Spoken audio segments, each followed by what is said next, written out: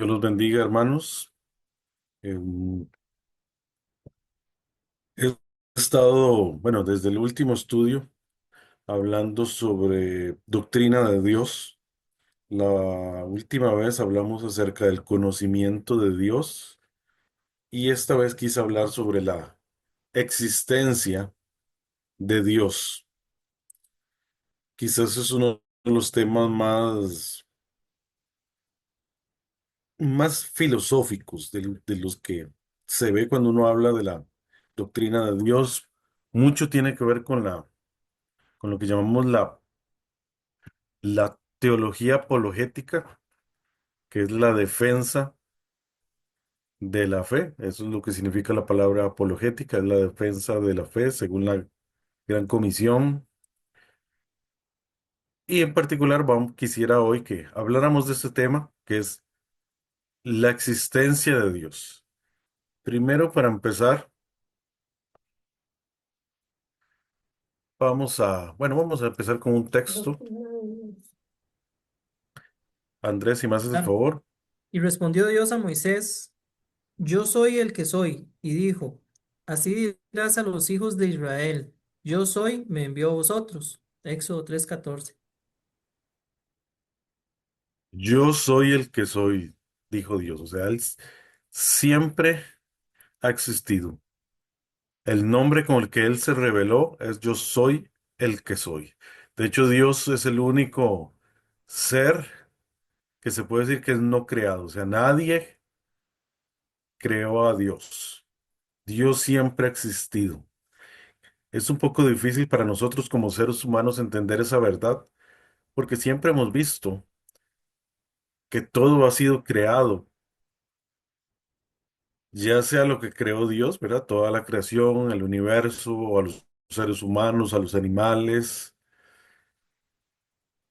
O cuando los seres humanos creamos todos, recordemos que también los seres humanos somos hechos a imagen de Dios y también creamos cosas como artefactos eléctricos, eh, arte, o sea, toda una serie de cosas creamos nosotros basado con lo que ya existe, ¿verdad? Pero en caso de Dios, Él es el único que crea totalmente de la nada, sin ningún material previo, sin ninguna cuestión previa, sino que Él es el único que crea de la nada. Entonces, sí. Dios es el Dios creador, a Él nadie lo crió, se nos reveló como yo soy el que soy y sabemos que Él es Dios de todo lo que es y de todo lo que existe.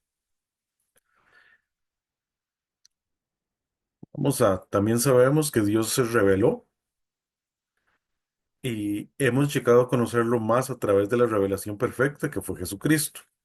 Y vamos a leer eso en Hebreos 1, 1 al 2. Dios, habiendo hablado muchas veces y de muchas maneras en otro tiempo a los padres por los profetas, en estos postreros días nos ha hablado por el Hijo, a quien constituyó heredero de todo y por quien asimismo hizo el universo.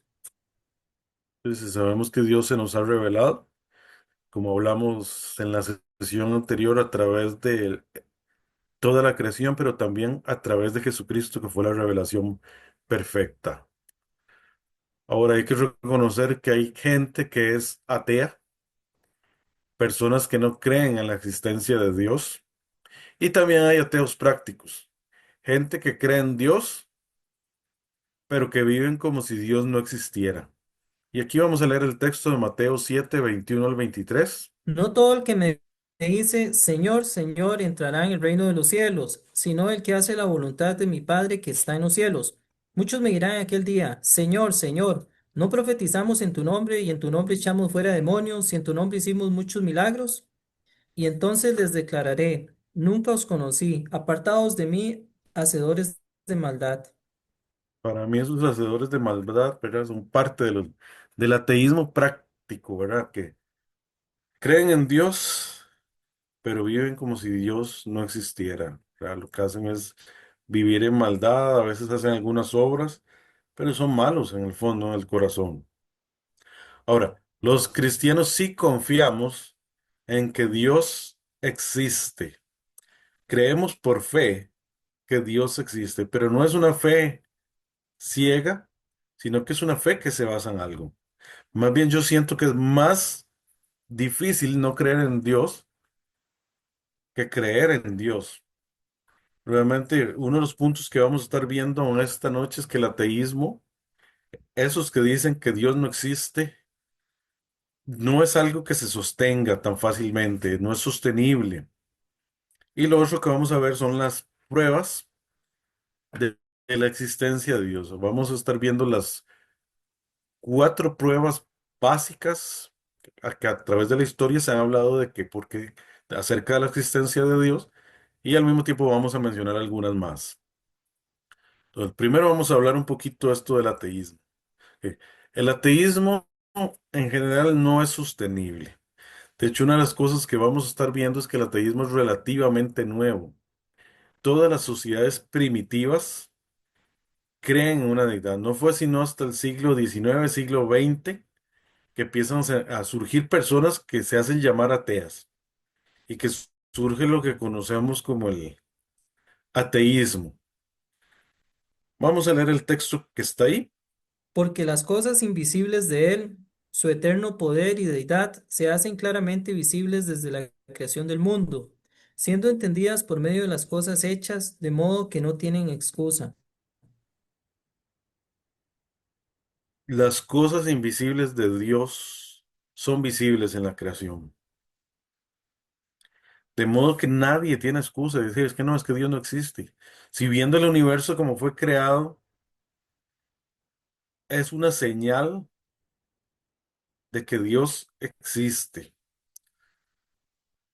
Entonces sí, estamos hablando de que el ateísmo es algo nuevo, es algo que surgió hace pocos siglos y realmente es muy difícil, ¿verdad? Creer en que Dios no existe. Tiene más sentido creer que Dios existe. Por otra parte, los gobiernos ateos no han podido erradicar el conocimiento de Dios. Cuando estuvo la Unión Soviética con todo el comunismo, quiso eliminar el concepto de Dios, quiso prohibir las iglesias. En China han querido prohibir el conocimiento de Dios. En Cuba han tratado de lavarle el cerebro a los pastores y que no crean en Dios y simplemente no han podido erradicar el conocimiento de Dios. Dice el Salmo 2, 1 y 2. ¿Por qué se amotinan las gentes y los pueblos piensan cosas vanas? Se levantarán los reyes de la tierra y príncipes consultarán unidos contra Jehová y contra su ungido. Que se han levantado gobiernos, tal vez no reyes y príncipes como dice el texto, pero sí líderes de pueblos levantándose contra Dios, contra Jesús y sencillamente no han podido erradicar el conocimiento de Dios. Por otra parte, si Dios no existe, este es un argumento un poco filosófico, entonces no hay un ser absoluto supremo. Si no hay absolutos, ¿cómo el ateo puede estar absolutamente seguro de que el ateísmo existe? Ok,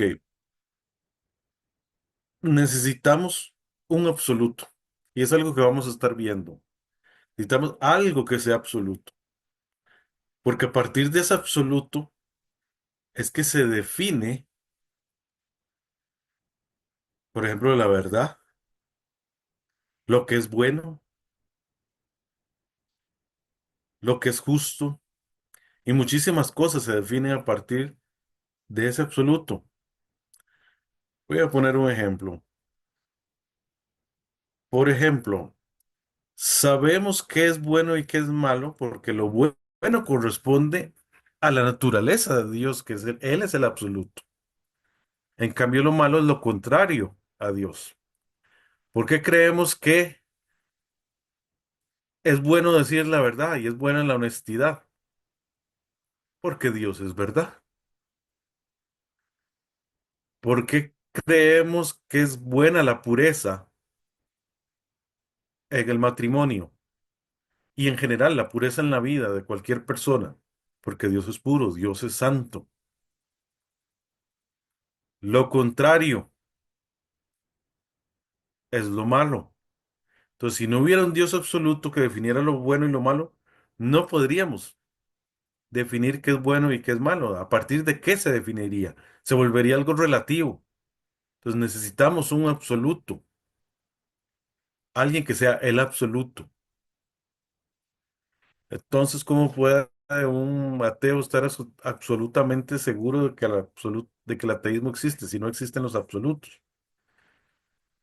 Vamos a leer el texto Romanos 1:22. Profesando ser sabios, se hicieron necios. Es el mismo texto en Romanos, ¿verdad? Que hemos estado hablando. La gente a veces cree que es sabio.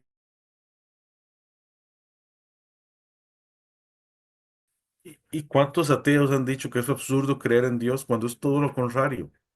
Es una necedad no creer en Dios cuando hay tantas pruebas de una divinidad, de un Dios que está ahí, que está sobre nosotros y que está sosteniendo el mundo.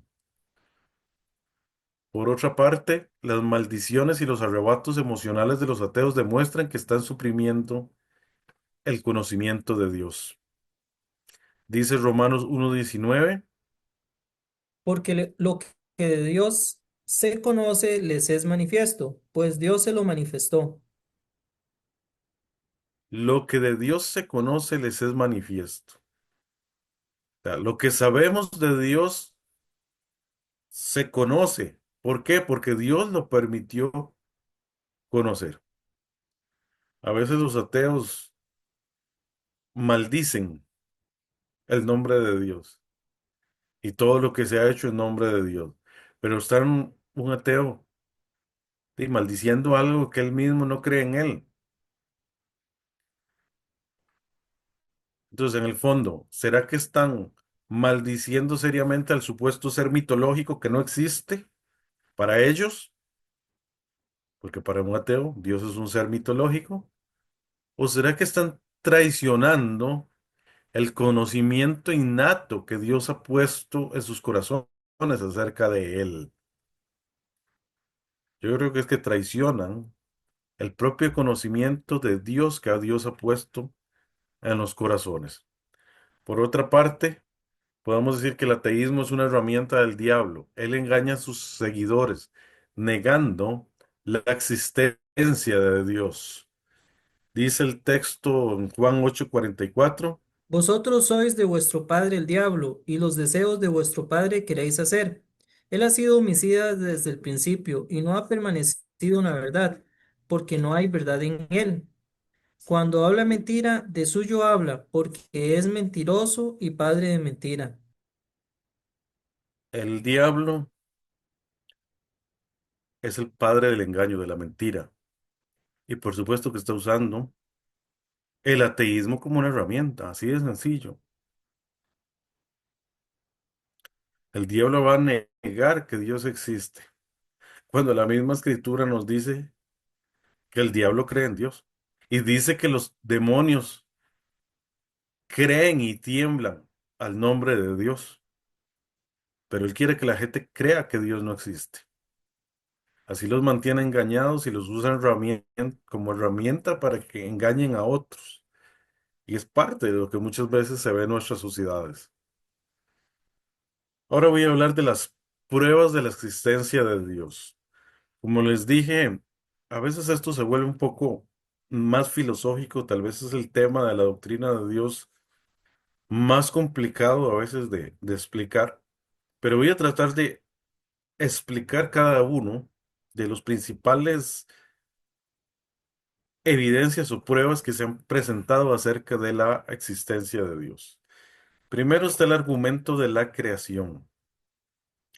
Más o menos este argumento dice así: el universo tuvo un comienzo. Lo que tiene un comienzo tiene una causa. Entonces, no puede haber una regresión infinita de causas infinitas, sino que debe existir una causa incausada y este es Dios. Pongámoslo en palabras más simples otra vez. Entonces, el universo tuvo un comienzo.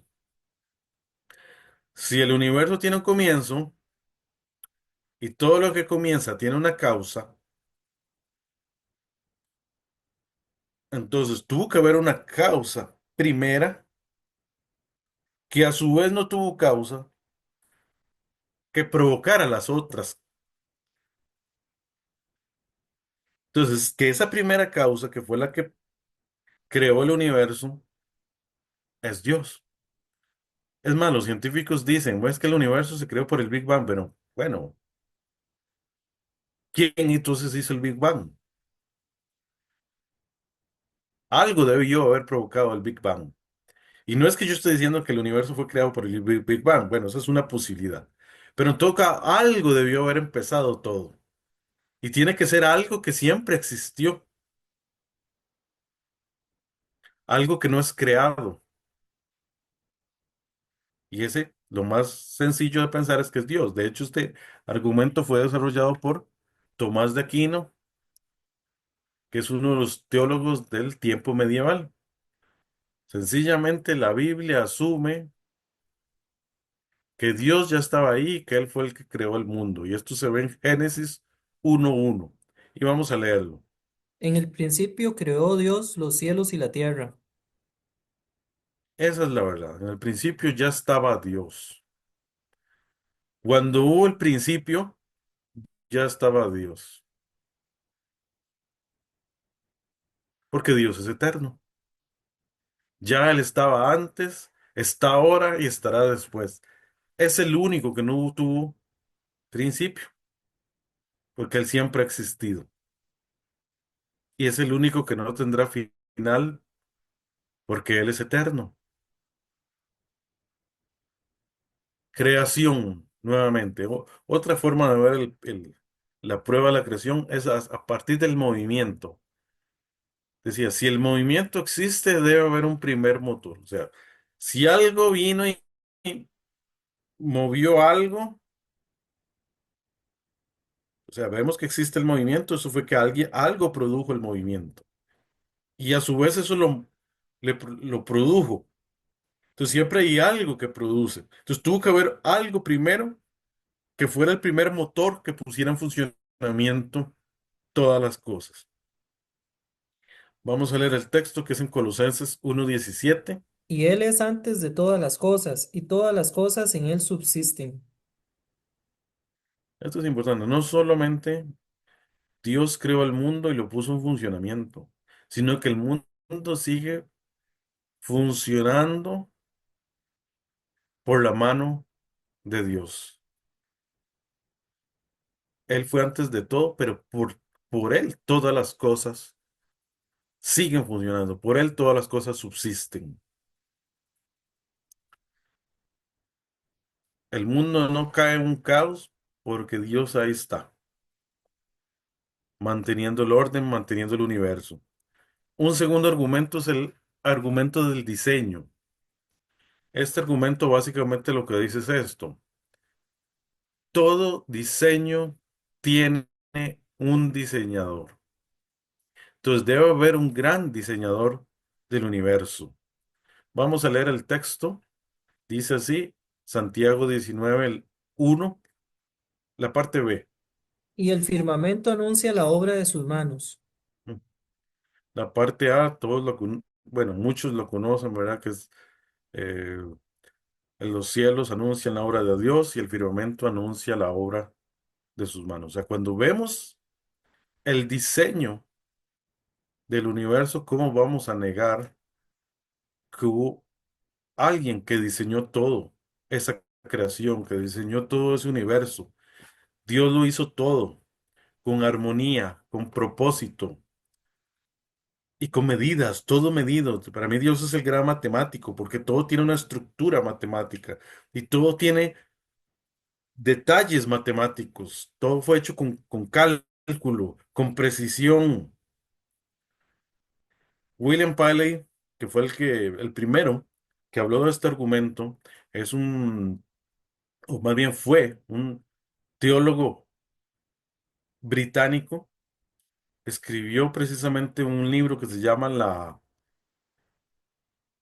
Teología Natural. Y él pone un ejemplo cuando pone cuando habla el argumento del diseño, y él dice que si uno va caminando y se topa con una piedra y la maja la piedra y de pronto se pregunta, ¿por qué esa piedra está ahí? Y alguien le dice, es que esa piedra siempre ha existido ahí.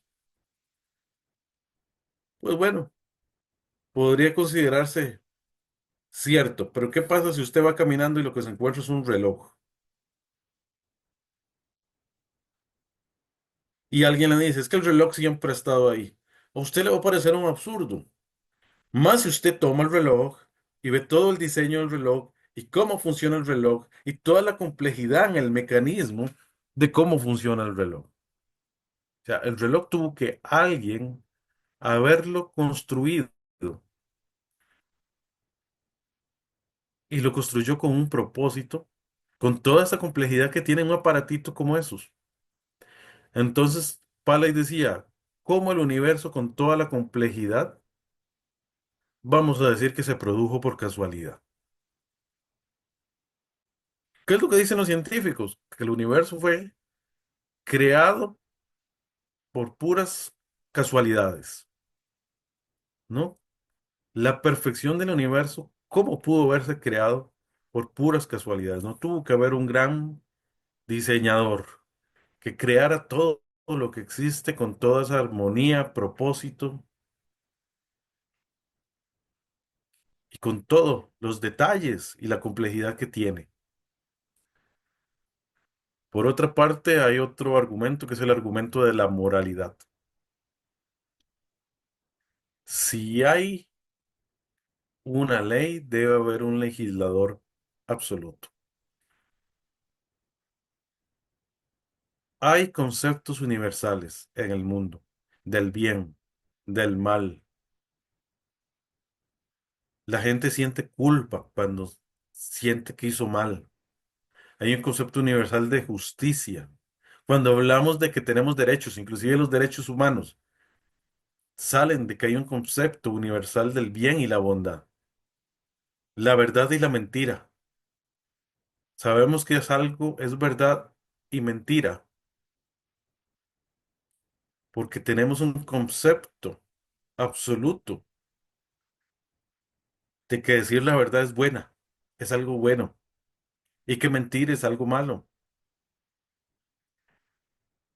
Entonces, hay que creer que si en todo el mundo, en general, porque sí vamos a decir que hay excepciones, pero si en todo el mundo, hay muchas cosas que se consideran buenas universalmente y otras malas universalmente es porque Dios creó una ley en los corazones de los seres humanos que Él creó y que Él la puso ahí. Vamos a leer el Romanos 2 14 al 15 que dice así. Porque cuando los gentiles que no tienen ley hacen por naturaleza lo que es de la ley, estos, aunque no tengan ley, son ley para sí mismos, mostrando la obra de la ley escrita en sus corazones, dando testimonio su conciencia y acusándoles o defendiéndoles sus razonamientos. La misma escritura lo dice, ¿verdad? Que Dios escribió una ley en los corazones de los seres humanos. Y es lo que muchas veces llamamos conciencia. Por eso sentimos culpas, por eso sabemos todos que hay cosas buenas y hay cosas malas, y la mayoría estamos de acuerdo en que ciertas cosas son malas para todos. Por ejemplo, matar, robar, mentir. Todos estamos de acuerdo que eso es malo, y igual todos estamos de acuerdo que ciertas cosas son buenas. Y es porque hubo un Dios absoluto que fue el que dio las leyes y puso esas leyes y ese concepto del bien y el mal en nosotros. Ese es el argumento más difícil de entender, el argumento del ser. Y básicamente es porque es un poco filosófico, pero básicamente lo que dice es así, que Dios debe existir por definición. La misma idea de Dios muestra que Él existe. Luego, en otra próxima diapositiva, voy a explicarlo con ideas un poquito más fáciles de entender.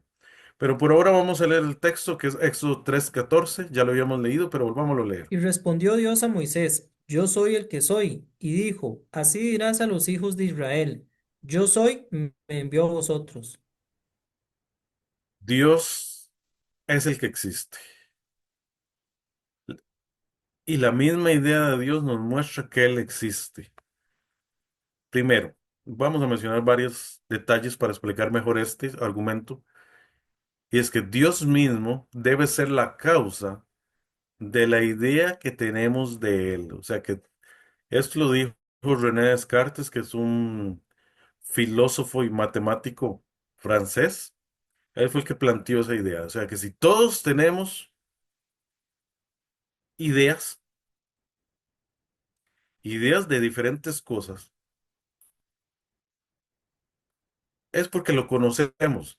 Pero ¿cómo tenemos la idea de Dios cuando nadie ha visto a Dios? Entonces, que es un concepto tan elevado que la única forma de que tuviéramos la idea sobre Dios es que Él mismo nos haya puesto a nosotros, los seres humanos, esa idea en nuestros corazones acerca de que hay un Dios. Por otra parte, Agustín de Hipona decía que Dios nos dio la inquietud por buscarle a Él.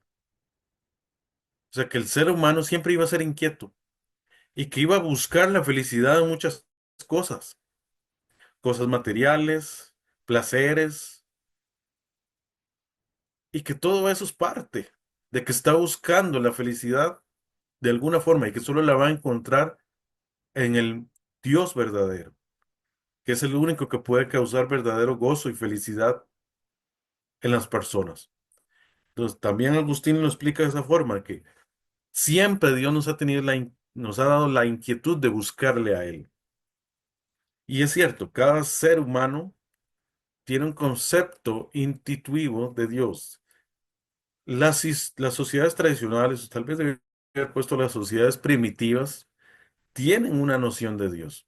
Puede que esa noción de Dios esté distorsionada, pero todos los pueblos de la tierra, aún hoy en día, cuando encuentran tribus nuevas que nunca un hombre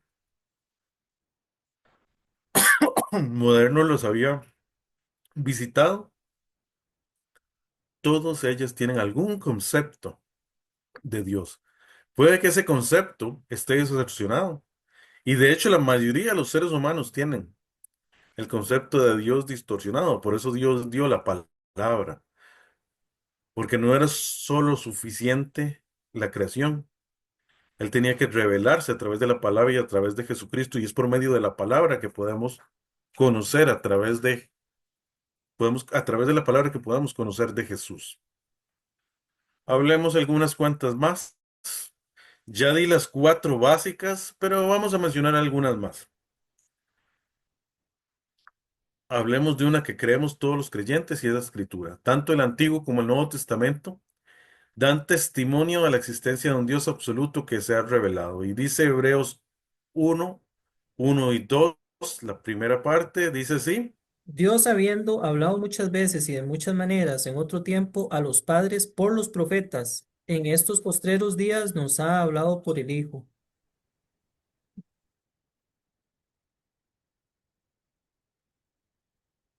Dios nos ha hablado a través de Jesucristo, a través de la Biblia. Sabemos de Jesús por la Escritura y nos ha hablado de muchas maneras y en los últimos días lo hizo a través de Jesús. Por otra parte está el argumento del testimonio.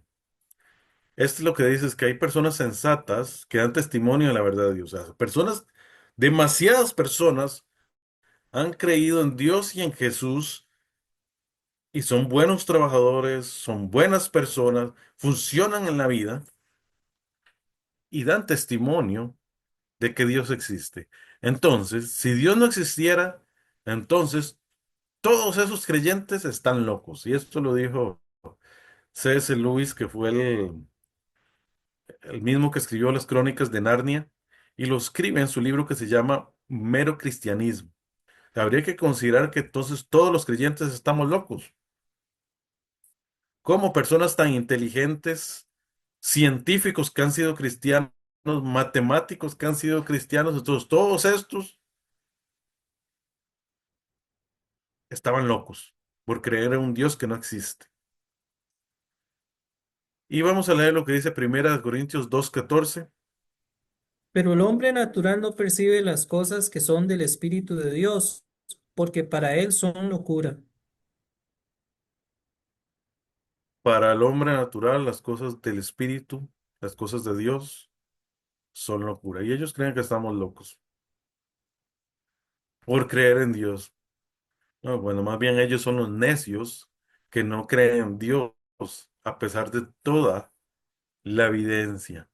El que no cree en Dios es un necio.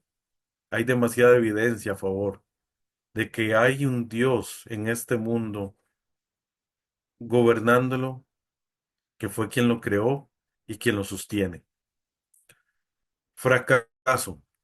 Los gobiernos y las personas que han intentado erradicar el conocimiento de Dios han fracasado. Ya lo he mencionado antes, ha habido gobiernos que han querido erradicar el conocimiento de Dios y no han podido, ni en la Unión Soviética, ni en China, ni en Cuba.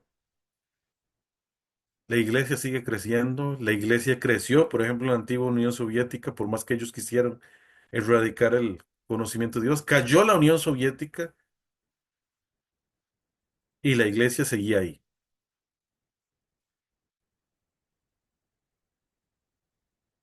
Dice el texto en Hechos 5:38 y 39, son las palabras de Gamaliel. Y ahora os digo, apartaos de estos hombres y dejadlos, porque si este consejo o esta obra es de los hombres, se desvanecerá. Mas si es de Dios, no la podréis destruir. No seáis tal vez hallados luchando contra Dios.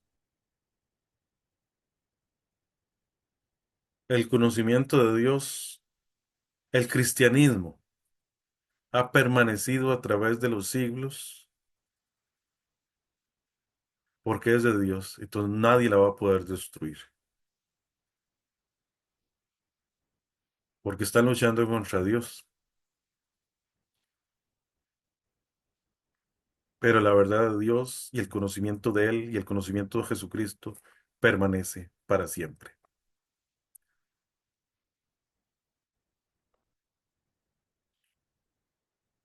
Por otra parte, esta prueba, no se puede dar ninguna prueba de que Dios no existe. O sea, cuando usted le pregunta, cuando alguien me dice, pruébame que Dios existe, bueno, yo le puedo dar estas que yo le he hablado, pero también podría devolverle, bueno, pruébame que no existe.